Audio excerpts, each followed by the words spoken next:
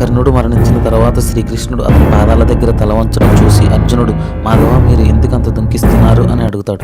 అప్పుడు శ్రీకృష్ణుడు, పార్థ, ఇప్పటి వరకు నీ ప్రత్యర్థి శత్రువుగా చూసిన కర్ణుడు ఎవరో కాదు, స్వయాన నీ సొంత అన్న, నీ సొంత రక్తం.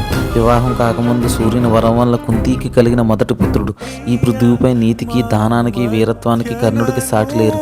కర్ణుడు లేని ఈ కురుక్షేత్ర యుద్ధం ముగిసిపోయినట్టే. ధర్మానికి దగ్గరలోని మహావీరుడు ఆ ధర్మానికి దూరంగా ఉండలేకపోయాడు. అర్జున, ఇది కర్ణుడు కాదు, అతని శరీరంలో ఉన్న అసంబద్ధత, అసూయ, అహంకారం మాత్రమే. కర్ణుడి ఆత్మ మాత్రం పవిత్రం. ఆ ఆత్మ ఇప్పుడు శాంతికి చేరుకుంది.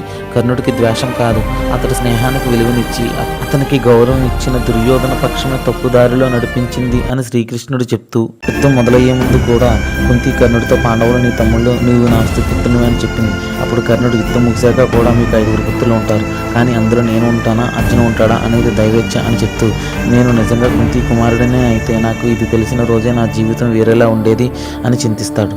ఇంకా ఇలాంటి మరిన్ని విషయాల కోసం మన ఛానల్ని సబ్స్క్రైబ్ చేయండి.